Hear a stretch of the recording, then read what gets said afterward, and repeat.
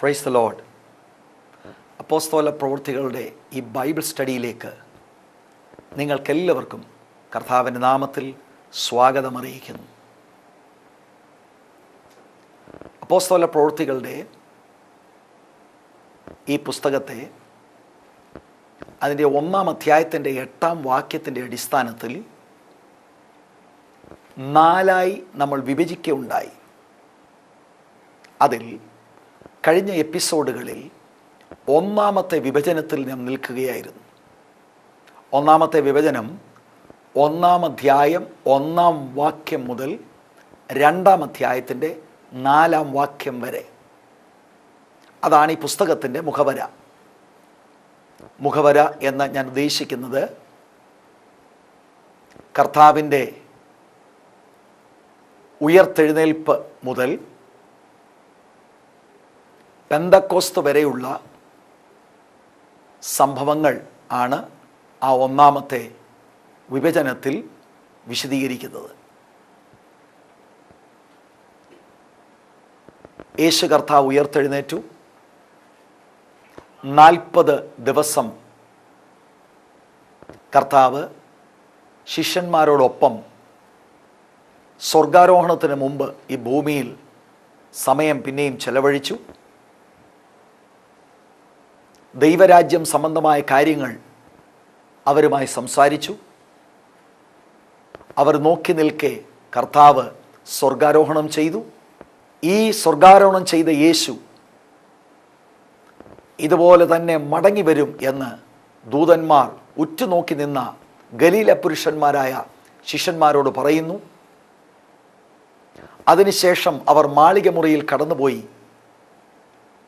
കർത്താവ് അവരോട് കൽപ്പിച്ചതുപോലെ വാഗ്ദത്തമാം പരിശുദ്ധാത്മാവിനായി അവർ കാത്തിരിക്കുന്നു. അവരുടെ കാത്തിരിപ്പ് ഏതാണ്ട് 10 ദിവസത്തോളം നീണ്ടുനിന്നു. കാത്തിരിപ്പ് യോഗത്തിൽ ആരാധനയുണ്ടായിരുന്നു, പ്രാർത്ഥനയുണ്ടായിരുന്നു, ദൈവവചന ധ്യാനമുണ്ടായിരുന്നു. യൂദ പോയ സ്ഥാനത്തേക്ക് അടുത്ത ലീഡറിനെ അവർ തിരഞ്ഞെടുത്തു. 10-ാം ദിവസം കാത്തിരുന്ന എല്ലാവരുടെ മേലും വാഗ്ദത്തമാം പരിശുദ്ധാത്മാവ് വന്ന് അവരെ നിറച്ചു. അവരെല്ലാവരും അന്യഭാഷ അടയാളത്തോടുകൂടി ദൈവത്തെ സ്തുതിച്ചു. ഇതാണ് 2-ാമത്തെ അധ്യായത്തിൻ്റെ 1 മുതൽ 4 വരെയുള്ള വാക്യങ്ങളിൽ നാം കണ്ടത്. ആ 1-ാം അധ്യായത്തിൻ്റെ 1-ാം വാക്യം മുതൽ 2-ന്റെ 4 വരെ ഉള്ള ഇവൻറ്റുകളാണ് ഞാനിപ്പോൾ നിങ്ങളുടെ ശ്രദ്ധയിൽ കൊണ്ടുവന്നത്. ഈ എപ്പിസോഡിൽ നമ്മൾ 2-ാമത്തെ വിഭജനത്തിലേക്ക് കടക്കുകയാണ്. 2-ാം അധ്യായത്തിൻ്റെ 5-ാം വാക്യം മുതൽ 8-ാം അധ്യായത്തിൻ്റെ 3-ാം വചനം വരെ സഭ യെരുശലേമിൽ. 1-ാം അധ്യായത്തിൻ്റെ 8-ാം വാക്യം നിങ്ങൾ ഓർക്കുന്നുണ്ടാവുമല്ലോ. എന്നാൽ പരിശുദ്ധാത്മാവ് നിങ്ങളുടെ മേൽ വരുമ്പോൾ നിങ്ങൾ ശക്തി ലഭിച്ചിട്ട് യെരുശലേമിലും, ആ യെരുശലേം ആത്മനിറവിലൂടെ ആത്മാവിൻ്റെ ശക്തി പ്രാപിച്ച അപ്പോസ്തോലന്മാർ യെരുശലേമിനെ ഇമ്പാക്റ്റ് ചെയ്ത ചരിത്രമാണ് 2-ാം അധ്യായത്തിൻ്റെ 5-ാം വാക്യം മുതൽ 8-ാം അധ്യായത്തിൻ്റെ 3-ാം വാക്യം വരെ. അതിനെ വേറൊരു നിലയിൽ ചിന്തിക്കാൻ കഴിയും. ആദ്യത്തെ സഭ യെരുശലേം സഭയുടെ ചരിത്രമാണ്. 8-ാം അധ്യായത്തിൻ്റെ 1-ാം വാക്യം ഞാനിവിടെ വായിക്കുന്നു. അവനെ കൊല ചെയ്ത് ശൗലിന് സമ്മതമായിരുന്നു. അന്ന് യെരുശലേമിലെ സഭയ്ക്ക് ഒരു വലിയ ഉപദ്രവം നേരിട്ടു. യെരുശലേമിലെ സഭ എന്ന ആ പ്രയോഗം അവിടെ നമുക്ക് കാണുവാൻ കഴിയും. ഈ 2-ാമത്തെ വിഭജനത്തിൽ യെരുശലേം സഭയെക്കുറിച്ചാണ് നമ്മൾ പഠിക്കുവാൻ പോകുന്നത്. കഴിഞ്ഞ എപ്പിസോഡുകളിൽ ഞാൻ ഓർപ്പിച്ചതുപോലെ ഈ ബൈബിൾ സ്റ്റഡിയുടെ ക്രമീകരണം ഒരു വേർഡ് ബൈ വേർഡ് സ്റ്റഡി അല്ല. അപ്പോൾ തന്നെ 28 അധ്യായം പൂർത്തിയാകുമ്പോൾ പുസ്തകത്തിൻ്റെ ഏറെക്കുറെയുള്ള ആശയം നമ്മൾക്ക് ബോധ്യമാകും. യെരുശലേം സഭയാണ് ആദ്യത്തെ സഭ. ഇന്ന് ദൈവസഭകൾക്ക് അത്യാവശ്യമെന്ന് തോന്നുന്ന ഒരു പക്ഷെങ്കിൽ ഒരു കാര്യവും അവർക്കില്ലായിരുന്നു. വലിയ ബാങ്ക് ഡിപ്പോസിറ്റുകളോ പടുകൂറ്റൻ കെട്ടിടങ്ങളോ ഇൻ്റർനെറ്റ് ഫെസിലിറ്റികളോ വലിയ മൈക്ക് സിസ്റ്റമോ ഭയങ്കര മ്യൂസിക് ടീമുകളോ ഇതൊന്നും അവർക്കില്ലായിരുന്നു. എന്നാൽ വാക്തത്വം പരിശുദ്ധാത്മാവിനാൽ അവർ നിറയപ്പെട്ടവരായിരുന്നു. സാധാരണ ആളുകളുടെ മേൽ പരിശുദ്ധാത്മാവ് വന്നപ്പോൾ അവരാൾ മാറി. അന്ന് അറിയപ്പെട്ട ആ യെരുശലേം പട്ടണത്തെ അതിശക്തമായി കർത്താവിന് വേണ്ടി അവർ ഇമ്പാക്റ്റ് ചെയ്തു. യെരുശലേം സഭയുടെ ചില ക്വാളിറ്റികളാണ് നാം ചിന്തിക്കുവാൻ പോകുന്നത്. ആ ക്വാളിറ്റികളെല്ലാം ചിന്തിച്ചു കഴിയുമ്പോൾ ഒരു കാര്യം നമുക്ക് വ്യക്തമാകും. യേശു കർത്താവ് തൻ്റെ പരസ്യ ശുശ്രൂഷ കാലഘട്ടത്തിൽ പരിശുദ്ധാത്മാവിനാൽ ചെയ്തതുപോലെയും പ്രസംഗിച്ചതുപോലെയും ഈ യെരുശലേം സഭ ഡിറ്റോ അതുപോലെ ആവർത്തിച്ചിരുന്നു. ഈ പുസ്തകം നമ്മൾ പഠിക്കുമ്പോൾ കേവലം ഇൻഫർമേഷൻസ് മാത്രമല്ല, ഈ പുസ്തകത്തിലൂടെ ദൈവത്തിന് ഈ കാലഘട്ടത്തോട് പറയാനുള്ളത് പണത്തിലോ പിടിപാടുകളിലോ മറ്റ് കാര്യങ്ങൾ വലിയ കാര്യങ്ങളിലൊക്കെ ഭൗതികമായി ആശ്രയിക്കുന്നതിനേക്കാൾ ലോക സുവിശേഷീകരണത്തിന് കർത്താവ് വെച്ചിരിക്കുന്ന സ്ട്രാറ്റജി അപ്പോസ്തോലന്മാർ സ്വീകരിച്ചതുപോലെ ഇക്കാലഘട്ടത്തിൽ ദൈവസഭ അതിനോട് കോപ്പറേറ്റ് ചെയ്താൽ ഇന്നത്തെ സഭകളുടെ ഛായ തന്നെ മാറും. അനേക പ്രാദേശിക സഭകൾ വരൾച്ചയിലാകാൻ കാരണം ഹോളി സ്പിരിറ്റിൻ്റെ മൂവ്മെൻറ്റ് അവരിൽ നടക്കാത്തത് കൊണ്ടാണ്. ഈ ആത്മീക ദാരിദ്ര്യത്തെ തുറന്ന് കർത്താവിനോടൊന്ന് സമ്മതിക്കാൻ കഴിയുമെങ്കിൽ ദൈവം നമ്മെ ഉദ്ധരിക്കുവാനും ആത്മാവിനാൽ നമ്മെ നിറയ്ക്കുവാനും അപ്പോസ്തോലന്മാരെ അതിശക്തമായ അവിടുത്തെ കരങ്ങളിൽ ഉപയോഗിച്ചതുപോലെ നമ്മെ ഉപയോഗിക്കുവാനും ദൈവത്തിന് മനസ്സുണ്ട്. യെരുശലേം സഭയുടെ ഒന്നാമത്തെ ക്വാളിറ്റി ഞാൻ നിങ്ങളുടെ ശ്രദ്ധയിൽ കൊണ്ടുവരുന്നു. It was A praying and pricing church. പ്രാർത്ഥിക്കുകയും ആരാധിക്കുകയും ചെയ്യുന്ന സഭയായിരുന്നു യെരുശലേം സഭ. പരിശുദ്ധാത്മ സ്നാനം ലഭ്യമാകുന്നതിന് മുൻപ് തന്നെ 1-ാം അധ്യായം അതിൻ്റെ 14-ാം വാക്യത്തിലേക്ക് നമ്മൾ കടന്നു വരുമ്പോൾ ഇങ്ങനെയാണ് വേദപുസ്തകം പറയുന്നത്. യാക്കോബിൻ്റെ മകനായ യൂദ ഇവർ എല്ലാവരും സ്ത്രീകളോടും യേശുവിൻ്റെ അമ്മയായ മറിയയോടും അവൻ്റെ സഹോദരന്മാരോടും കൂടെ ഒരുമനപ്പെട്ട് പ്രാർത്ഥന കഴിച്ചു പോന്നു. ആ പ്രാർത്ഥന പരിശുദ്ധാത്മാവിന് വേണ്ടിയുള്ള പ്രാർത്ഥനയാണ്. കാരണം 1-ാം അധ്യായത്തിൻ്റെ 4-5 വാക്യത്തിലും 8-ാം വാക്യത്തിലും പരിശുദ്ധാത്മ സ്നാനത്തെക്കുറിച്ചും ആത്മസ്നാനത്തിലൂടെ ലഭ്യമാകേണ്ട ആത്മാവിൻ്റെ ശക്തിയെക്കുറിച്ചും കർത്താവ് അവരോട് കൽപ്പിച്ചു. അത് ഏറ്റെടുത്തുകൊണ്ട് വാഗ്ദത്ത നിവൃത്തിക്കായി അവർ പ്രാർത്ഥിക്കുകയാണ്. യെരുശലേം സഭ പ്രാർത്ഥിക്കുന്ന സഭയാണ്. പരിശുദ്ധാത്മാവിന് വേണ്ടി അവർ പ്രാർത്ഥിച്ചു.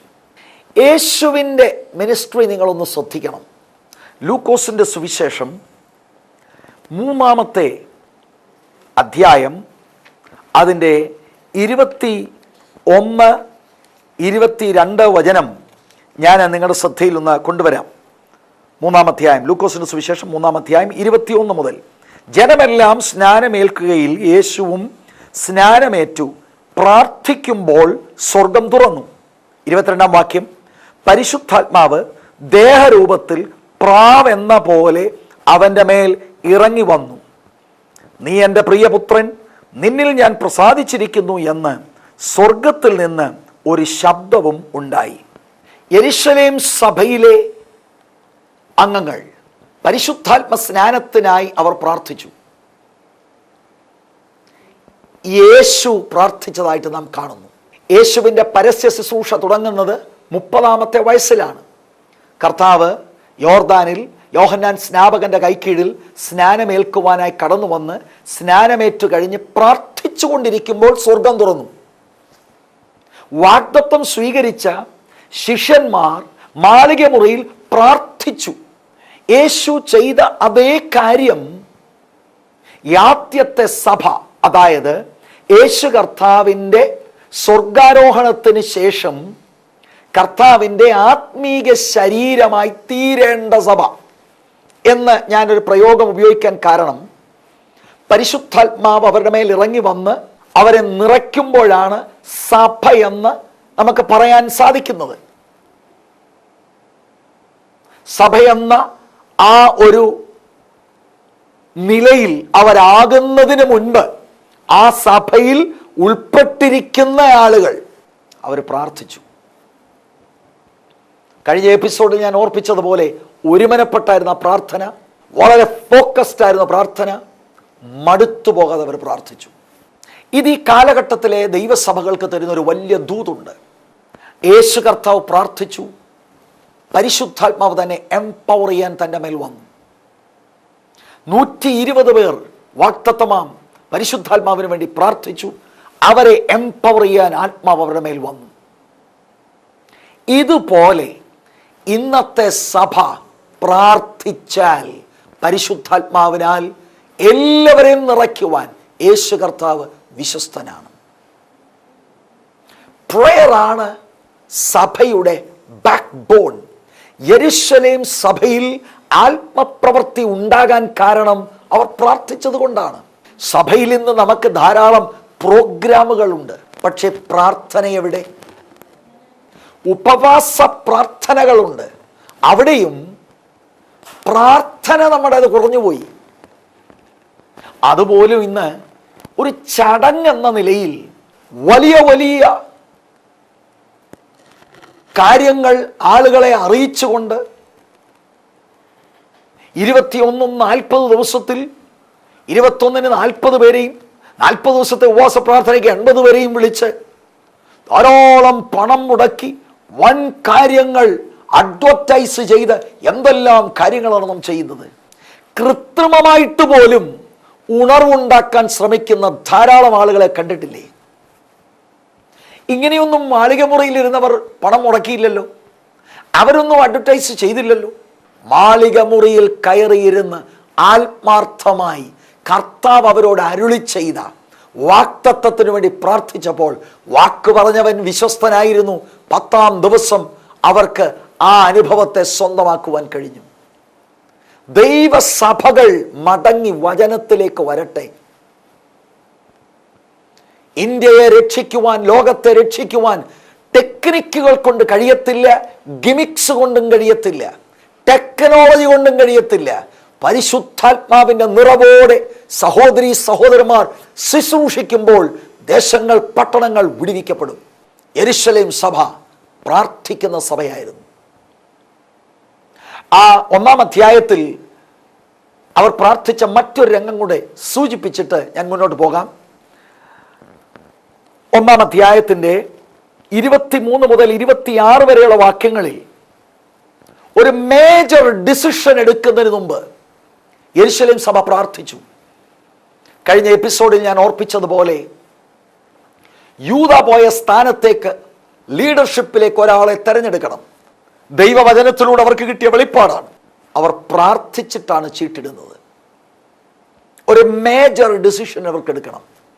മേജർ ഡിസിഷൻ എടുക്കുമ്പോൾ പ്രാർത്ഥിച്ച് സകല ഹൃദയങ്ങളെയും അറിയുന്ന ദൈവത്തിൻ്റെ കരങ്ങളിലേക്ക് വിഷയമേൽപ്പിച്ചു. ഞാനിനി യേശു കർത്താവിൻ്റെ പരസ്യ ശുശ്രൂഷ കാലത്തെ ഒരു രംഗം നിങ്ങളുടെ ശ്രദ്ധയിൽ കൊണ്ടുവരാം. ലൂക്കോസിൻ്റെ സുവിശേഷം അതിൻ്റെ 6-ാം അധ്യായം ദൈവമക്കൾ എടുത്താൽ നല്ലതാണ്. അതിൻ്റെ 12ഉം 13ഉം വചനം നിങ്ങൾ ശ്രദ്ധിക്കുക. ആ കാലത്ത് അവൻ പ്രാർത്ഥിക്കേണ്ടതിന് ഒരു മലയിൽ ചെന്ന് ദൈവത്തോടുള്ള പ്രാർത്ഥനയിൽ രാത്രി കഴിച്ചു. നേരം വെളുത്തപ്പോൾ അവൻ ശിഷ്യന്മാരെ അടുക്കൽ വിളിച്ച് അവരിൽ 12 പേരെ തിരഞ്ഞെടുത്തു. നോക്കൂ, മേജറായിട്ടൊരു ഡിസിഷനാണ്. 12 ശിഷ്യന്മാരെ തിരഞ്ഞെടുക്കണം. തിരഞ്ഞെടുക്കുന്നതിന് മുമ്പ് ഒരു രാത്രി മുഴുവനും നമ്മുടെ വാഴ്ത്തപ്പെട്ട കർത്താവ് പിതാവാം ദൈവത്തിന്റെ സന്നിധിയിൽ സമയം ചെലവഴിച്ചു. അങ്ങനെയാണ് 12 പേരെ തിരഞ്ഞെടുക്കുന്നത്. ഇതുപോലെ യെരുശലേം സഭയിലെ ദൈവമക്കൾ അവർ പ്രാർത്ഥിച്ചു. പ്രാർത്ഥിച്ചിട്ടാണ് അവർ തിരഞ്ഞെടുക്കുന്നത്. എന്തുകൊണ്ടാണ് പല തെരഞ്ഞെടുപ്പുകളും പാളാൻ കാര്യം? ഇന്ന് നമ്മുടെ സഭകളിലൊക്കെ പ്രാർത്ഥിച്ചിട്ടല്ലല്ലോ തെരഞ്ഞെടുക്കുന്നത്. നമ്മുടെ സൈഡ് പറയുന്ന ആളുകളെയല്ലേ വളരെ തന്ത്രപരമായി തെരഞ്ഞെടുക്കുന്നത്. യെരുശലേം സഭ ഒരു മോഡൽ സഭയാണ്. യേശുക്രിസ്തുവിന്റെ ശുശ്രൂഷ പോലെ തന്നെ അവർ ആവർത്തിക്കുന്നതായി നമുക്ക് കാണുവാൻ കഴിയും. പ്രാദേശിക സഭകൾ, ഇന്നുള്ള സഭകൾ ഈ മോഡൽ സഭയെ കണ്ടുകൊണ്ട് അവരുടെ സഭാജീവിതം തിരുത്തിയിരുന്നെങ്കിൽ നന്നായിരുന്നു. ദൈവമക്കൾക്കറിയാമല്ലോ, ഇലക്ഷൻസും മറ്റു പല കാര്യങ്ങളുമൊക്കെയായി സെക്കുലർ രാഷ്ട്രീയം പോലും നാണം കെടുന്ന നിലവാരത്തിലേക്ക് ഇന്ന് ദൈവസഭകളുടെ ഇലക്ഷൻസ് അധപ്പതിച്ചു പോയി. ദൈവവചനം അറിയാമെന്ന് ഭാവിക്കുന്ന ആളുകൾ തന്നെയാണ് വചനത്തിലെ സത്യങ്ങൾ വിട്ടിട്ട് സെക്യുലർ പൊളിറ്റിക്സിലെ പല കാര്യങ്ങളും അഡോപ്റ്റ് ചെയ്യുന്നത്. ഇത് തിരുത്താൻ കാലമായി. ദൈവവചനത്തിലേക്ക് ദൈവസഭ മടങ്ങി വരട്ടെ. യെരുശലേം സഭയുടെ ആ ലൈഫ് നമ്മെ ചലഞ്ച് ചെയ്യട്ടെ. ഹോളി സ്പിരിറ്റിന് വേണ്ടി അവർ പ്രാർത്ഥിച്ചു. ഒരു മേജർ തെരഞ്ഞെടുപ്പ് വരുമ്പോൾ അവർ പ്രാർത്ഥിച്ചു. എന്തുകൊണ്ട് ഇന്നത്തെ സഭയ്ക്ക് പ്രാർത്ഥിച്ചുകൂടാ? പ്രാർത്ഥിച്ചിരുന്നെങ്കിൽ നേതൃത്വ സ്ഥാനത്തേക്ക് ദൈവത്താൽ തിരഞ്ഞെടുക്കപ്പെട്ട അപ്രോപ്രിയേറ്റ് ആയുള്ള ആളുകൾ ലീഡർഷിപ്പിൽ വന്നേനെ. അതിനു പകരം കുറുക്കു വഴികളല്ലേ പലപ്പോഴും നാം എടുക്കുന്നത്. എന്നെ കേൾക്കുന്ന പ്രിയ സഹോദരി സഹോദര, ശാന്തമായി അല്പം ഈ വചനം ഒന്ന് ധ്യാനിക്കുവാനായി വളരെ സ്നേഹത്തോടെ ഞാൻ ആവശ്യപ്പെടുകയാണ്. എവിടെയൊക്കെയോ നാം പാളം തെറ്റിപ്പോയി. അതുകൊണ്ടാണ് ശക്തിയില്ലാതെ സഭയെന്ന ഒരു എക്സ്റ്റീരിയർ ഔട്ട്വേർഡ് നിലയിൽ മാത്രമായിരിക്കുന്നത്. ഭക്തിയുടെ വേഷം മാത്രം അതിൻ്റെ ശക്തിയെ ത്യജിക്കുന്നവരായി മാറിയത്. ഈ വചന പഠന പരമ്പരയിലൂടെ ഒരു വലിയ മാറ്റം സംഭവിക്കട്ടെ എന്ന് ആത്മാർത്ഥമായി ഞാൻ പ്രാർത്ഥിക്കുകയും ആഗ്രഹിക്കുകയും ചെയ്യുകയാണ്. തുടർന്ന് നാം കാണുന്നത് 2-ാം അധ്യായത്തിൻ്റെ 42-ാം വാക്യം. അപ്പോസ്തല പ്രവൃത്തികൾ 2-ാം അധ്യായം അതിൻ്റെ 42-ാം വാക്യം. അവർ അപ്പോസ്തലന്മാരുടെ ഉപദേശം കേട്ടും കൂട്ടായ്മ ആചരിച്ചും അപ്പം നുറുക്കിയും പ്രാർത്ഥന കഴിച്ചും പോന്നു. 2-ാം അധ്യായത്തിൻ്റെ 1 മുതൽ 4 വരെയുള്ള വാക്യങ്ങളിൽ അവരെല്ലാവരും ആത്മാവിൽ നിറഞ്ഞതാണ്. 14 മുതലുള്ള വാക്യങ്ങളിൽ പത്രോസിന്റെ ശക്തമായ ഒരു പ്രസംഗം നാം കാണുന്നുണ്ട്. ആ പ്രസംഗത്തിന്റെ അവസാനം ആ പ്രസംഗത്തെ കൈക്കൊണ്ടവർ 3000 പേർ അവർ സ്നാനമേറ്റു. ദൈവസഭയോടവർ ചേർന്നു. അതിനുശേഷം ആ പുതിയ സഭയിൽ, യെരുശലേം സഭയിൽ പിന്നെയും പ്രാർത്ഥനയ്ക്ക് അവർ ഇമ്പോർട്ടൻസ് കൊടുത്തു. പരിശുദ്ധാത്മാവാദ്യം പ്രാപിക്കാൻ വേണ്ടി മാത്രമല്ല പ്രാർത്ഥന, ആത്മനിറവുള്ളവർ പ്രാർത്ഥനക്കാരായിരിക്കും. They devoted themselves to prayer എന്നാണ് തിരുവെഴുത്ത് പറയുന്നത്. യെരുശലേം സഭയുടെ അവർക്ക് ഒഴിച്ചുകൂടാൻ കഴിയാത്ത വളരെ പ്രധാനപ്പെട്ട ചർച്ച് ലൈഫിലെ ഒരു സ്പിരിച്വൽ ആത്മീയ എക്സർസൈസ് ആയിരുന്നു പ്രാർത്ഥന. 3-ാം അധ്യായത്തിൻ്റെ 1-ാം വാക്യത്തിലേക്ക് നാം വരുമ്പോൾ, 3-ാം അധ്യായത്തിൽ ദൈവമക്കൾക്കറിയാമല്ലോ, 40 വയസ്സുള്ള ഒരു മുടന്തനെ അത്ഭുതകരമായി പത്രോസും യോഹന്നാനും ശുശ്രൂഷിച്ച് യേശുക്രിസ്തുവിൻ്റെ നാമത്തിൽ ആ മുടന്തൻ ചാടി എഴുന്നേൽക്കുന്ന രംഗമാണ്. വാസ്തവത്തിൽ അവരവിടെ അത്ഭുതം ചെയ്യാൻ പോകുകയല്ല. 3-ാമത്തെ അധ്യായം അതിൻ്റെ ആദ്യ വാക്യം, ഒരിക്കൽ പത്രോസും യോഹന്നാനും 9-ാം മണി നേരം പ്രാർത്ഥനാ സമയത്ത് ദേവാലയത്തിലേക്ക് ചെല്ലുമ്പോൾ. പ്രാർത്ഥിക്കാൻ പോയതാ. പ്രാർത്ഥിക്കാൻ പോയ അപ്പോസ്തലന്മാർക്ക് ആത്മാവിൻ്റെ നിയോഗമുണ്ടായി, അവരിലൂടെ ദൈവപ്രവൃത്തി ഉണ്ടാകുകയാണ്. ഞാൻ പറയാൻ താല്പര്യപ്പെടുന്നത്, അവരുടെ ചർച്ച് ലൈഫിൽ വ്യക്തിപരമായും കോർപ്പറേറ്റ് ആയിട്ടും അവർ പ്രാർത്ഥനയ്ക്ക് പ്രയോറിറ്റി കൊടുത്തിരുന്നു. യേശുക്രിസ്തുവിന്റെ മിനിസ്ട്രി നിങ്ങൾ ശ്രദ്ധിക്കുക. ഹോളി സ്പിരിറ്റിന്റെ എംപവർമെന്റിന് വേണ്ടി മാത്രമല്ല യേശു പ്രാർത്ഥിച്ചത്. കർത്താവിന്റെ ശുശ്രൂഷയിൽ ഉടനീളം നിങ്ങൾ യേശു പ്രാർത്ഥിക്കുന്നതായിട്ട് കാണും. അതിരാവിലെ എഴുന്നേറ്റു അവൻ പ്രാർത്ഥിച്ചെന്ന് തിരുവെഴുത്ത് പറയുന്നു. മുഴുവൻ രാത്രിയിൽ അവനിരുന്ന് പ്രാർത്ഥിച്ചെന്ന് തിരുവെഴുത്ത് പറയുന്നു. ചില അത്ഭുതങ്ങൾ നടന്നു കഴിഞ്ഞ ശേഷം കർത്താവ് ആ സ്ഥലം വിട്ട് മാറിപ്പോയി പ്രാർത്ഥനയിൽ സമയം സ്പെൻഡ് ചെയ്യുന്നു. കർത്താവിന്റെ ശുശ്രൂഷയുടെ ഏറ്റവും അവസാനം ഗെത്സമന തോട്ടത്തിലും യേശു കർത്താവ് പ്രാർത്ഥിക്കുന്നതായിട്ട് കാണുന്നു. യേശു എക്സിബിറ്റ് ചെയ്ത അതേ കാര്യമാണ് 1-ാമത്തെ സഭയാകുന്ന ഈ യെരുശലേം സഭ ആവർത്തിക്കുന്നതായിട്ട് നാം കാണുന്നത്. 4-ാം അധ്യായം അതിൻ്റെ 23 മുതൽ 31 വരെയുള്ള വാക്യം. 3-ാം അധ്യായത്തിൽ ഞാൻ സൂചിപ്പിച്ചതുപോലെ ഒരു മുടന്തൻ അത്ഭുതകരമായി സൗഖ്യമാകുന്നു. 4-ാം അധ്യായത്തിൽ ആ സൗഖ്യത്തെ തുടർന്ന് ശക്തമായ പ്രതികൂലം യെരുശലേം സഭയ്ക്കുണ്ടാകുന്നു. ഈ കാര്യങ്ങളൊക്കെ അടുത്ത എപ്പിസോഡുകളിലൊക്കെ നമ്മൾ പഠിക്കും. ഈ ശക്തമായ എതിർപ്പിന്റെ നടുവിൽ അവരുടെ ദൂത് അവർ കോംപ്രമൈസ് ചെയ്തില്ല. അവർ ഭയന്നുപോയി അവരുടെ വീടുകളിൽ ഇരുന്നില്ല. അവരെന്താ ചെയ്തത്? ശ്രദ്ധിച്ചാലും 23-ാം വാക്യം മുതൽ, വിട്ടയച്ച ശേഷം അവർ കൂട്ടാളികളുടെ അടുക്കൽ ചെന്ന് മഹാപുരോഹിതന്മാരും മൂപ്പന്മാരും തങ്ങളോട് പറഞ്ഞതെല്ലാം അറിയിച്ചു.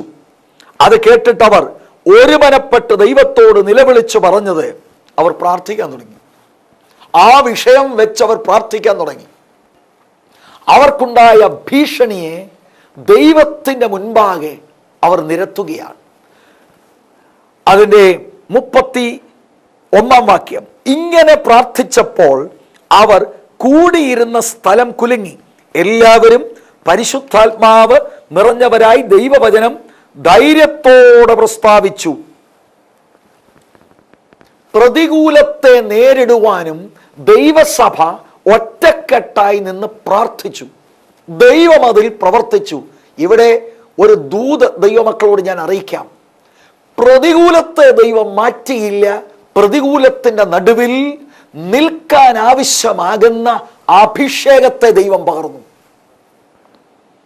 ഒരുപക്ഷെ എന്നെ കേൾക്കുന്ന സഹോദരി സഹോദരന്മാരിൽ നിങ്ങളിൽ ചിലർക്ക് ചില പ്രത്യേക പ്രതികൂലത്തിലൂടെ നിങ്ങൾ കടക്കുകയായിരിക്കാം. പ്രാർത്ഥിച്ചാൽ മതി. പ്രാർത്ഥിക്കുമ്പോൾ എല്ലായ്പ്പോഴും ദൈവം പ്രതികൂലം മാറ്റണമെന്നില്ല. എന്നാൽ ആ പ്രതികൂലത്തിൻ്റെ നടുവിൽ ധൈര്യത്തോടെ നിന്ന് കർത്താവിൻ്റെ നാമത്തെ ഉയർത്തുവാനുള്ള പരിശുദ്ധാത്മാവിൻ്റെ ശക്തിയെ കർത്താവ് പകരും. അതാണ് ശിഷ്യന്മാരുടെ ജീവിതത്തിൽ നമ്മൾ കാണുന്നത്. യെരുശലേം സഭ അതിന് സാക്ഷീകരിക്കുന്നു. യേശു കർത്താവിൻ്റെ ജീവിതം നിങ്ങൾ പരിശോധിക്കുക. കർത്താവ് എത്രമാത്രം പ്രതികൂലത്തിലായിരുന്നു. ആ പ്രതികൂലത്തിലൊന്നും യേശു കർത്താവ് കോംപ്രമൈസ് നടത്തിയിട്ടില്ല. വാക്കിൽ കൊടുക്കാൻ നോക്കിയവരുണ്ട്, ട്രാപ്പ് ചെയ്യാൻ നോക്കുന്നവരുണ്ട്, ഉപദ്രവിക്കാൻ ശ്രമിക്കുന്നവരുണ്ട്, കളിയാക്കുന്നവർ, വിമർശിക്കുന്നവരൊക്കെ യേശു അഭിമുഖീകരിച്ചു. ഇതുപോലെ യെരൂശലേം സഭയിലെ അപ്പോസ്തലന്മാർ അഭിമുഖീകരിച്ചു. ഇതിൻ്റെ നടുവിൽ അവർ പ്രതികരിച്ചത്, അവർ ദൈവത്തോട് അവരുടെ വിഷയങ്ങൾ പറഞ്ഞു. അവർ പറയും, ആ വിഷയങ്ങൾ പ്രാർത്ഥിക്കുമ്പോൾ ഒരു കാര്യം ശ്രദ്ധേയമാണ്, അവരുടെ എതിരാളികളെ എന്തെങ്കിലും ദൈവം ചെയ്യുവാനായിട്ട് അവരാവശ്യപ്പെടുന്നില്ല. അവരാവശ്യപ്പെടുന്നത്, കർത്താവേ, ഞങ്ങൾക്ക് പ്രാഗൽഭ്യം തരണം പ്രസംഗിക്കുവാൻ, മാറ്റമില്ലാത്ത വചനം പ്രഘോഷിക്കുവാൻ ഞങ്ങൾക്ക് പ്രാഗൽഭ്യം തരണം. അത് കർത്താവ് അവർക്ക് വേണ്ടി ചെയ്യുകയാണ്. ഇന്നത്തെ സഭയെ നിങ്ങൾ ശ്രദ്ധിക്കുക. പ്രതികൂലം വരുമ്പോൾ എവിടെയൊക്കെയാണ് നമ്മൾ കോംപ്രമൈസ് നടത്തുന്നത്? ഇൻഫ്ലുവൻസ് ഉള്ള ആളുകളെ കാണുക, രാഷ്ട്രീയമായി പിടിപാടുള്ളവരെ കാണുക. എസ്കേപ്പിസമാണ് ഇന്നത്തെ സഭ നോക്കുന്നത്. അതുകൊണ്ട് തന്നെ ഡെമോൺസ്ട്രേഷൻസ് ഇല്ലാതെ പോകുന്നു. സഭ ദൈവത്തിൽ ആശ്രയിച്ച് ഒറ്റക്കെട്ടായി വന്ന് പ്രാർത്ഥിച്ചിരുന്നെങ്കിൽ ഭീഷണികളുടെ നടുവിൽ ദൈവത്തിന്റെ പ്രവൃത്തിയെ ദൈവം അയച്ചേനെ. ദൈവസഭയ്ക്കൊരു മടങ്ങിവരവ് ആവശ്യമാണ്. പ്രാദേശിക സഭകളായി കേരളത്തിലുള്ള സഭകൾ എല്ലാം കൂടെ ചേർന്ന് ഐക്യതയോടെ പ്രാർത്ഥിച്ചാൽ ദൈവത്തിന് ദേശത്ത് വലിയ ദൈവപ്രവൃത്തിയെ കൊണ്ടുവരാൻ കഴിയും. ബൈബിൾ പറയുന്ന ഒരു തുറന്ന സത്യമാണത്. 7-ാം അധ്യായം 59-60 വാക്യം. 7-ാം അധ്യായത്തിലെ മുഖ്യ വിഷയം സ്തേഫാനോസിന്റെ ഒരു പ്രഭാഷണമാണ്. സ്തേഫാനോസ് ആണ് സഭയുടെ ആദ്യത്തെ രക്തസാക്ഷി. ഈ കർത്തൃദാസൻ ദൈവത്തിൻ്റെ വചനം പ്രഘോഷിച്ച് അതിൻ്റെ അവസാനത്തിൽ തനിക്കുണ്ടായ ഒരനുഭവം അതിൻ്റെ 54 മുതൽ ഉള്ള വാക്യങ്ങളിൽ എഴുതിയിട്ടുണ്ട്. തന്നെ അവർ ഉപദ്രവിക്കുവാൻ തയ്യാറാകുമ്പോൾ അദ്ദേഹം പ്രാർത്ഥിക്കുകയാണ്. 59-ാം വാക്യത്തിൽ, കർത്താവായ യേശുവേ, എൻ്റെ ആത്മാവിനെ കൈക്കൊള്ളണമേ എന്ന് സ്തേഫാനോസ് വിളിച്ചപേക്ഷിക്കുകയിൽ അവർ അവനെ കല്ലെറിഞ്ഞു. അവനോ മുട്ടുകുത്തി, കർത്താവേ, അവർക്ക് ഈ പാപം നിർത്തരുതേ എന്ന് ഉച്ചത്തിൽ നിലവിളിച്ചു. ഇത് പറഞ്ഞിട്ട് അവൻ നിദ്ര പ്രാപിച്ചു. ആളുകൾ പ്രസംഗിയെ കല്ലെടുത്തെറിഞ്ഞ് കൊല്ലുന്ന സമയത്ത് സഭയുടെ 1-ാമത്തെ രക്തസാക്ഷി പ്രാർത്ഥിക്കുകയാണ്, ഈ പാപം അവർക്ക് നിലനിർത്തരുതേ. യേശുവിനെ നിങ്ങൾ ശ്രദ്ധിക്കുക. ക്രൂശിന്മേൽ കിടക്കുന്ന യേശുവിനും പറയാനുള്ളത്, പിതാവേ, അവരോട് ക്ഷമിക്കണമേ. ഇവിടെ ദൈവമക്കളുടെ ശ്രദ്ധയിൽ ഒരു കാര്യം കൊണ്ടുവരാൻ താല്പര്യപ്പെടുകയാണ്. പരിശുദ്ധാത്മാവിൻ്റെ ശക്തിയുടെ വ്യാപാരമുണ്ടായതുകൊണ്ടാണ് അവർക്ക് ഈ പ്രതികൂലങ്ങളിലും പ്രാർത്ഥിപ്പാൻ അവർക്ക് സാധിച്ചത്. ജഡപ്രകാരം പ്രതികരിക്കാതെ സഹിക്കുവാനും പിടിച്ചു നിൽക്കുവാനും അകത്തെ മനുഷ്യര് പവർ കൊടുത്തത് ഹോളി സ്പിരിറ്റ് ആണ്. ഞാൻ 1-ാമത്തെ എപ്പിസോഡ് തൊട്ട് പറയുന്നൊരു കാര്യം ഞാൻ ഒരിക്കൽ കൂടി നിങ്ങളുടെ ശ്രദ്ധയിൽ കൊണ്ടുവരാം. അനേക ആളുകൾ ഇന്ന് ചിന്തിക്കുന്നത് പരിശുദ്ധാത്മ സ്നാനവും ആത്മപ്രവൃത്തിയും കേവലം മാനിഫെസ്റ്റേഷൻസ് ആണെന്നാണ്.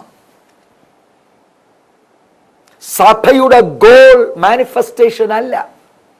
ആത്മാവ് വരുമ്പോൾ മാനിഫെസ്റ്റേഷനുകൾ നടക്കും. അന്യഭാഷ അടയാളം പോലെ അന്യഭാഷ ആദ്യമായി ലഭിക്കുമ്പോൾ അന്യഭാഷയോട് ചേർന്ന് മറ്റു പല കാര്യങ്ങളൊക്കെ നടന്നു എന്ന് വരാം. പക്ഷെ അതൊന്നുമല്ല സഭയുടെ ഗോൾ. സഭയുടെ ഗോൾ സുവിശേഷീകരണമാണ്. സഭയുടെ ഗോൾ ആളുകളെ ശിഷ്യരാക്കുക എന്നുള്ളതാണ്. അനേക ആളുകൾ ഇന്ന് കൂടി മാനിഫെസ്റ്റേഷൻസിൽ തൃപ്തിപ്പെട്ട് അവർ പോകുന്ന കാഴ്ച ഞാൻ വേദനയോടെ കണ്ടിട്ടുണ്ട്. മാനിഫെസ്റ്റേഷൻസിൽ മാത്രം തൃപ്തിപ്പെട്ടാൽ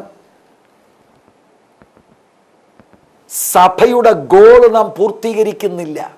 മാത്രമല്ല, പരിശുദ്ധാത്മാവ് വരുന്നത് കേവലം ചില മാനിഫെസ്റ്റേഷൻസ് തന്ന് നമ്മെ സന്തോഷിപ്പിക്കുവാനല്ല. അവിടുന്ന് വരുമ്പോൾ മാനിഫെസ്റ്റേഷൻസ് ഉണ്ട്. പക്ഷെ ആത്മാവ് വന്നത് എന്തിനാ?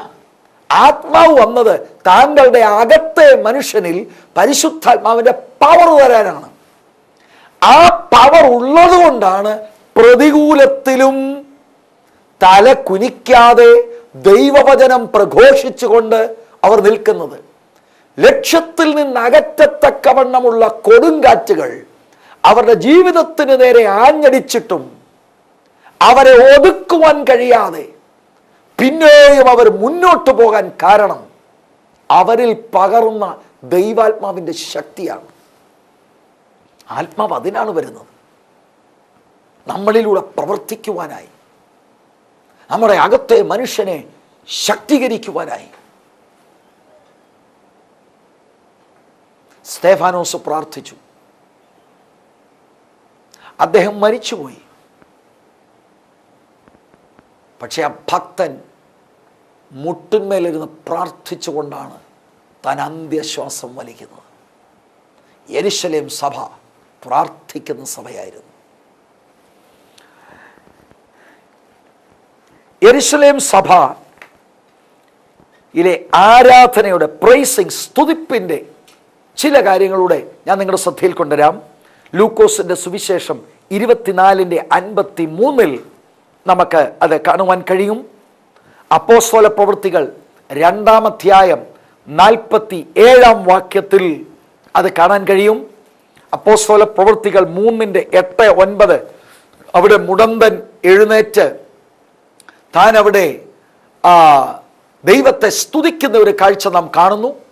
അതിനോട് ചേർന്ന് 4-ാം അധ്യായത്തിൻ്റെ 21-ാം വാക്യത്തിൽ ആളുകൾ ആ മിറക്കിളിൽ ദൈവത്തെ സ്തുതിക്കുന്നതായിട്ട് നാം കാണുന്നു. ഈ എപ്പിസോഡ് അവസാനിക്കുന്ന സമയത്ത് യെരുശലേം സഭയുടെ പ്രാർത്ഥനയെക്കുറിച്ച് നമ്മൾ ചിന്തിച്ചു വരികയാണ്. They were a praying and praising church. 6-ാം അധ്യായത്തിൽ ഒരു സംഭവം കൂടെ ചൂണ്ടിക്കാണിച്ചിട്ട് ഞാൻ നിർത്തുവാൻ താല്പര്യപ്പെടുകയാണ്. 6-ാം അധ്യായത്തിൻ്റെ 4-ാം വാക്യം ഇങ്ങനെ പറയുന്നു: ഞങ്ങളോ പ്രാർത്ഥനയിലും വചന ശുശ്രൂഷയിലും ഉറ്റിരിക്കും എന്ന് പറഞ്ഞു. 6-ാം അധ്യായത്തിൻ്റെ വിഷയമെന്ന് പറയുന്നത് യെരുശലേം സഭയുടെ ആ സഭാ അന്തരീക്ഷത്തിൽ അല്പമായുള്ള പ്രശ്നം പൊങ്ങി വരുന്നത് നമ്മൾ കാണുകയാണ്. പക്ഷെ അത് പൊങ്ങി വരാൻ കാരണം എന്താണെന്ന് അപ്പോസ്തലന്മാർ ആ കാര്യത്തിൽ മനസ്സിലാക്കിയത് അവരുടെ പ്രാർത്ഥനയിലും വചനധ്യാനത്തിലും വന്ന ക്ഷീണം കൊണ്ടാണെന്ന് അവർക്ക് മനസ്സിലായി. മനഃപൂർവ്വമല്ല, അവർ സോഷ്യൽ വർക്കുകളിൽ അവരുടെ ഇൻട്രസ്റ്റുകൾ ഡൈവേർട്ട് ചെയ്തു. അത് നിമിത്തം പ്രാർത്ഥനയ്ക്കും വചനധ്യാനത്തിനും അവർക്ക് വേണ്ടവണ്ണം സമയം ചെലവഴിക്കുവാൻ കഴിയാതെ വന്നു. ആ സമയത്താണ് ദൈവസഭയുടെ ഉള്ളിൽ പ്രശ്നം ഉണ്ടാകുവാൻ തുടങ്ങിയത്. പെട്ടെന്ന് കാര്യം മനസ്സിലാക്കിയ അപ്പോസ്തലന്മാർ അവർ പറയുന്ന സ്റ്റേറ്റ്മെൻ്റ് ആണ്: ഞങ്ങൾ പ്രാർത്ഥനയിലും വചനധ്യാനത്തിലും ഉറ്റിരിക്കും. ഈ ഭൗതികമായ കാര്യങ്ങൾ ചെയ്യുവാൻ നിങ്ങൾ ഒരു 7 പുരുഷന്മാരെ തിരഞ്ഞെടുക്കണം എന്ന് അവർ സഭയോട് ആവശ്യപ്പെടുകയാണ്. ശത്രുവിൻ്റെ ഏറ്റവും വലിയ പദ്ധതികളിൽ ഒന്നാണ് ദൈവസഭയുടെ നേതൃത്വത്തെ പ്രാർത്ഥനാ ജീവിതത്തിൽ നിന്ന് അകറ്റുക. നേതൃത്വം പ്രാർത്ഥിക്കാതിരുന്നാൽ സഭാജനങ്ങളും അത് ഫോളോ ചെയ്യും. അങ്ങനെ ശുഷ്കിച്ച പ്രാർത്ഥനാനുഭവം നിമിത്തമാണ് ദൈവസഭകളിൽ വേണ്ടത്ര ആത്മീക ജീവനില്ലാതെ പോകുന്നത്. നമ്മൾ 2ാമത്തെ വിഭജനത്തിൽ യെരുശലേം സഭ എന്ന വിഷയത്തിൽ നിന്നുകൊണ്ട് യെരുശലേം സഭയുടെ 1ാമത്തെ ക്വാളിറ്റി ഈ എപ്പിസോഡിൽ പരിശോധിക്കുകയായിരുന്നു. അവർ പ്രാർത്ഥനയ്ക്ക് കൊടുത്ത ആ മുൻതൂക്കം നമ്മൾ ദൈവവചനത്തിലൂടെ ശ്രദ്ധിക്കുകയായിരുന്നു. അവർ ആരാധിക്കുകയും ചെയ്ത സഭയായിരുന്നു. ഈ എപ്പിസോഡ് അവസാനിക്കുമ്പോൾ ഞാൻ ചോദിക്കട്ടെ, നിങ്ങളുടെ പ്രാദേശിക സഭയിൽ പ്രാർത്ഥന എങ്ങനെയുണ്ട്? പതിവായി പ്രാർത്ഥിക്കുന്ന ഒരു സഭയാണോ? ഉപവാസവും പ്രാർത്ഥനയും ജെനുവിനായി നടക്കുന്ന ചർച്ചാണോ? സഭയുടെ അന്തരീക്ഷം മാത്രമല്ല, താങ്കളുടെ വ്യക്തിപരമായ പ്രാർത്ഥനാ ജീവിതം എങ്ങനെയുണ്ട്? ആത്മസ്നാനത്തിന് വേണ്ടി പ്രാർത്ഥിക്കുന്ന അനുഭവം മാത്രമല്ലായിരുന്നു യെരുശലേം സഭയ്ക്ക്. പരിശുദ്ധാത്മാവിൽ നിറഞ്ഞവർ പിന്നെയും അവർ പ്രാർത്ഥിക്കുന്നതായിട്ട് നാം കാണുകയാണ്. എന്തുകൊണ്ടാണ് പലർക്കും ഒരു കാലഘട്ടത്തിൽ ശക്തന്മാരായി ഉപയോഗിക്കപ്പെട്ട പലരെയും പിൻകാലങ്ങളിൽ നാം ക്ഷീണിതരായി കാണുന്നത്? അതിൻ്റെ രഹസ്യം നമുക്കിവിടെ കാണുവാൻ കഴിയും. ഒരിക്കൽ പ്രാർത്ഥനാ ജീവിതം ശക്തമായി ഉണ്ടായിരുന്നവർ, ദൈവത്തോടു കൂടെ നടന്നവർ, ആത്മനിറവിൻ ജീവിതം നയിച്ചവർ, പരിശുദ്ധാത്മാവിൽ ശുശ്രൂഷിച്ചവർ, പ്രാർത്ഥനാ ജീവിതം വ്യക്തിപരമായ ജീവിതത്തിൽ നിന്ന് അകന്നു പോയപ്പോൾ അവരുടെ ആത്മീക ശക്തിയും ചോരുന്നതായി നമ്മൾ കാലഘട്ടത്തിൽ പലരെയും കുറിച്ച് കണ്ടിട്ടില്ലേ? അപ്പോസ്തലന്മാർക്ക് പോലും അങ്ങനെ ഒരു പ്രത്യേക സന്ദർഭത്തിൽ 6-ാം അധ്യായത്തിൽ ഒരു പ്രോബ്ലം ദൈവസഭയ്ക്കകത്ത് മുളച്ചു വന്നപ്പോൾ അവർക്ക് മനസ്സിലായി ഇത് അവരുടെ ഭാഗത്ത് വന്ന മിസ്റ്റേക്കാണ്. പെട്ടെന്ന് അവരത് റെക്ടിഫൈ ചെയ്തു. നമ്മുടെ വാഴ്ത്തപ്പെട്ട കർത്താവിനെ ശ്രദ്ധിച്ചാൽ ഒരിക്കൽ പോലും അങ്ങനെ ക്ഷീണം വന്നിട്ടില്ല. എപ്പോഴും പ്രാർത്ഥനയ്ക്ക് ക്വാളിറ്റി സമയം കർത്താവ് സ്പെൻഡ് ചെയ്തു. അതുകൊണ്ട് എന്നും ആത്മനിറവൻ ജീവിതവും ആത്മനിറവൻ ശുശ്രൂഷയും കർത്താവ് ചെയ്തെടുത്തു. പ്രിയ സഹോദരി സഹോദരന്മാരെ, ഈ കാലഘട്ടത്തിലെ സഭ, ദൈവമക്കൾ, ദൈവദാസന്മാർ പ്രാർത്ഥിക്കുന്നവരായി മാറട്ടെ. ഈ എപ്പിസോഡ് അവസാനിക്കുമ്പോൾ ഞാൻ നിങ്ങൾക്ക് വേണ്ടി പ്രാർത്ഥിക്കാൻ ആഗ്രഹിക്കുന്നു. എനിക്കറിയാം നിങ്ങളിൽ പലരും നന്നായി പ്രാർത്ഥിക്കണമെന്ന് നിങ്ങളുടെ ഉള്ളിൽ ആഗ്രഹമുണ്ട്. പക്ഷെ തീരുമാനം പലപ്പോഴും എടുത്തിട്ടുണ്ട്, വേണ്ടവണ്ണം പ്രാർത്ഥിക്കാൻ കഴിഞ്ഞിട്ടില്ല. സത്യമതല്ലേ? ഒന്ന് സമർപ്പിക്കാൻ തയ്യാറാകുമോ? എന്തുകൊണ്ടാണ് ശുശ്രൂഷയിൽ മുന്നേറാൻ കഴിയാത്തത്? എന്തുകൊണ്ടാണ് സഭ ഉണർത്തപ്പെടാത്തത്? Prayer is the key to revival. ഉണർവിൻ്റെ താക്കോൽ പ്രാർത്ഥനയാണ്. യെരുശലേം സഭ പ്രാർത്ഥിക്കുന്ന സഭയായിരുന്നു. കണ്ണുകളെ അടയ്ക്കാം, പ്രാർത്ഥിക്കാം. പരിശുദ്ധ കർത്താവേ, പ്രാർത്ഥനയിൽ വന്നുപോയ വീഴ്ചകൾ ഞങ്ങളോട് ക്ഷമിക്കണമേ. പ്രാർത്ഥിക്കാനുള്ള ദൈവകൃപ ഞങ്ങളിൽ പകരണമേ. ശത്രുവായവൻ പലപ്പോഴും ഞങ്ങളുടെ സമയത്തെ വേണ്ടവണ്ണം ഉപയോഗിക്കാതെ വണ്ണം ഞങ്ങളെ ചതിച്ചിട്ടുണ്ട് എന്ന് ഞങ്ങൾ സമ്മതിക്കുന്നു. ശത്രുവിൻ്റെ തന്ത്രങ്ങളെ തിരിച്ചറിഞ്ഞ് അവനോട് എതിർത്ത് നിൽപ്പാൻ ആവശ്യമാകുന്ന ദൈവകൃപ ഞങ്ങളിൽ പകരണമേ. പ്രാർത്ഥിക്കുവാനും ആരാധിക്കുവാനും സ്തുതിക്കുവാനുമുള്ള ദൈവകൃപ ഞങ്ങൾക്ക് തരണം. ഞങ്ങളിലൂടെ മഹത്വം എടുക്കണമേ. യേശു കർത്താവിൻ നാമത്തിൽ തന്നെ. ആമേൻ. God bless U.